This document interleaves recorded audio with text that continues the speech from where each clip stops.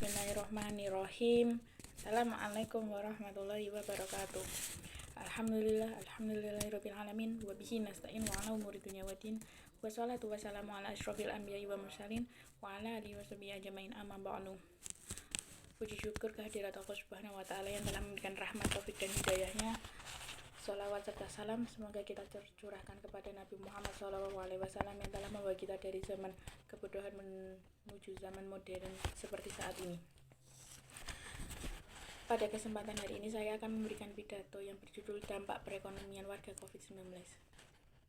Kementerian Koordinator Bidang Pembangunan Manusia dan Kebudayaan Kemenko PMK mengapresiasi kepedulian masyarakat dalam menghadapi pandemi COVID-19 sehingga budaya gotong royong pun benar-benar diterapkan.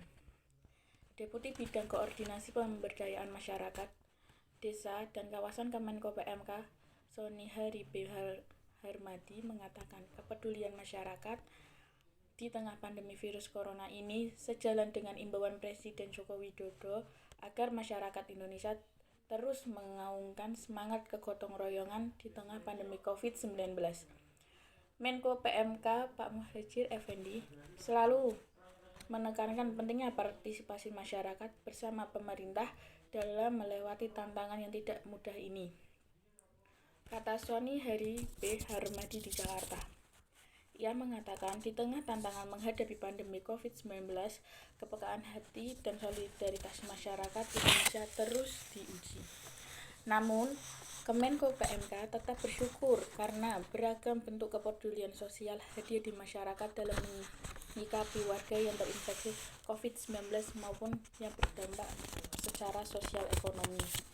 Di tengah pandemi ini, masyarakat terlihat sering peduli dan menolong, mulai yang paling sederhana dengan tidak memberikan stigma negatif bagi penderita hingga menyediakan pendukungan kebutuhan sehari-hari, kata dia.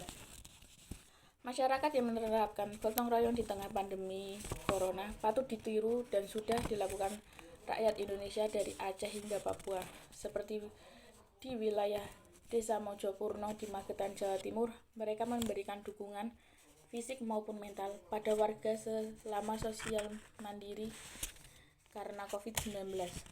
Lalu menyediakan makanan bagi keluarga berstatus ODP dilakukan penduduk Desa Wonosari, Gunung Kidul, Yogyakarta. Contoh lainnya seperti Kalimantan Barat dan Riau, ibu-ibu gotong royong memproduksi masker, kain, dan jamu guna mencegah penularan virus corona untuk kemudian dibagikan. Masyarakat juga peduli dengan menyumbang kebutuhan tenaga medis karena tenaga medis ini ada di garda terdepan, papar dia. Menurut dia, kepedulian masyarakat luar biasa budaya gotong royong diterapkan di tengah bencana non-alam ini.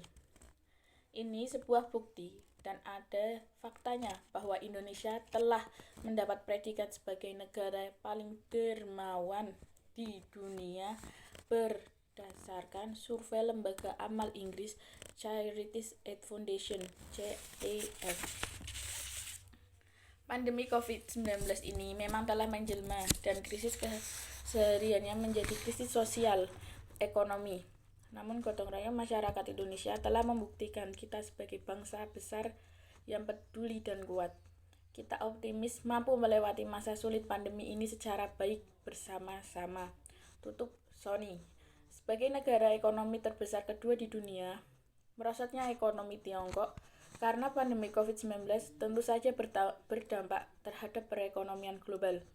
Beberapa lembaga riset kredibel dunia memprediksi dampak buruk penyebaran wabah ini terhadap ekonomi global. Untuk Indonesia sendiri, Menteri Keuangan Sri Mulyani Indrawati memprediksi pertumbuhan ekonomi dalam skenario terburuk bisa mencapai minus 0,4%. Di antaranya bentuk upaya diserukan dilakukan oleh dunia untuk mengurangi penyebaran wabah ini adalah dengan social atau physical distancing. Namun sayangnya, gerakan ini berpengaruh pada penurunan aktivitas ekonomi secara keseluruhan. Dalam kajian teori ilmu ekonomi physical distancing atau pengetaan dan pembatasan aktivitas, masyarakat akan mengakibatkan penurunan agregat beli AS dalam perekonomian yang berdampak pada penurunan jumlah produksi atau kuantiti. Kondisi di mana masyarakat yang hanya terdiam diri di rumah stay at home berdasarkan hukum supply and demand lambat laun akan menyebabkan penurunan pemerintahan secara agreed atau agreed demand dan berujung pada jumlah produksi terus menurun. Proses penurunan perekonomian yang berantai ini bukan hanya menimbulkan guncangan pada fundamental ekonomi real, melainkan juga merusak kelancaran mekanisme pada pasar antara permintaan penawaran agar berjalan normal dan seimbang.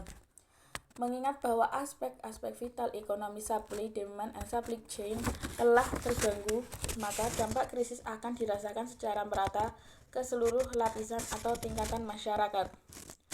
Berhubung ketahanan setiap lapisan ini, tingkatan tersebut berbeda-beda, maka masyarakat ekonomi golongan menengah ke bawah, khususnya mikro dan pekerja informal berpendapatan harian, tentu menjadi kelompok yang paling rentan terkena dampaknya. Dampak sektor real tersebut kemudian akan menjalar ke sektor keuangan yang tertekan di stres karena sejumlah besar investor akan mengalami kesulitan pembayaran pada investornya. Dengan kondisi seperti ini timbul pertanyaan besar, bagaimana Indonesia mampu melaluinya? Apakah yang dimiliki bangsa Indonesia ini agar mampu bertahan di tengah gelombang wabah yang belum pasti kapan akan berakhir? Sebagai negara dengan populasi muslim terbesar di dunia, umat Islam akan memberikan peran terbaiknya melalui berbagai bentuk atau model filantropi atau ekonomi dan keuangan syariah. Peran ini diharapkan dapat mengatasi guncangan ekonomi dan terjadi di seluruh masyarakat, khususnya umat muslim, dapat ikut berkontribusi dalam memulihkan guncangan tersebut. Solusi ekonomi dan keuangan sosial alam di antara solusi yang dapat ditawarkan dalam kerangka konsep dan sistem ekonomi dan keuangan sosial adalah: pertama, menyalurkan bantuan langsung tunai yang berasal dari zakat, infak, dan sedekah, baik yang berasal dari unit pengumpulan zakat maupun dari masyarakat. Khusus untuk zakat yang ditunaikan, penyaluran dapat difokuskan kepada orang miskin yang terdampak COVID-19 secara langsung sebagai salah satu yang berhak menerima mustahik. Poin ini adalah skema filantropi ekonomi Islam yang memiliki potensi besar bagi perekonomian masyarakat. Namun sayangnya, realisasi zakat yang termasuk Basnas masih jauh dari harapan. Realisasi zakat akhir tahun 2018 tercatat hanya 8,1 triliun pada potensi mencapai 252 triliun. Untuk penguatan kampanye dana zakat, infak, dan sedekah dapat terus digiatkan, diantaranya dengan menjadikan masjid sebagai baitul ma'al untuk masyarakat sekitarnya dan wajib didaftar sebagai unit pengumpul zakat di bawah koordinasi organisasi pengelola zakat. Meski masjid-masjid saat ini sementara difungsikan di era media sosial ini adalah jamaah masjid tetap dapat digerakkan dengan membayar zakat secara online. Kemudian, literasi penghitungan zakat dapat dikuatkan dengan pendirian zakat center di masjid dan di kampus. Selanjutnya, perlu menyuarakan gerakan solidaritas fund secara nasional dan besar-besaran yang dipimpin langsung oleh Presiden RI dan didukung oleh seluruh media mainstream nasional serta media sosial resmi pemerintah dan masyarakat.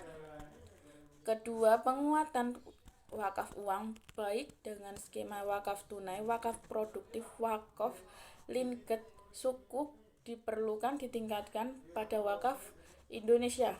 Perlu bekerja sama dengan lembaga keuangan syariah untuk mempromosikan skema wakaf ini dapat digunakan sebagai pembangunan sebagai infrastruktur berbasis wakaf seperti rumah sakit wakaf khusus korban COVID-19, alat pelindung diri wakaf, masker wakaf, poliklinik wakaf, rumah isolasi wakaf, pengadaan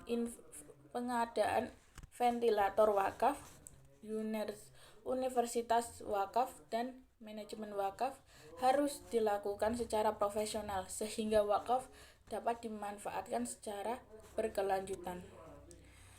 Ketiga, modal bantuan usaha unggulan saat krisis. Di tengah krisis, tidak sedikit sektor usaha atau usaha mikro, kecil, menengah, maka berjuang agar tetap eksis. Usaha ini sering sulit bertahan karena keterbatasan permodalan.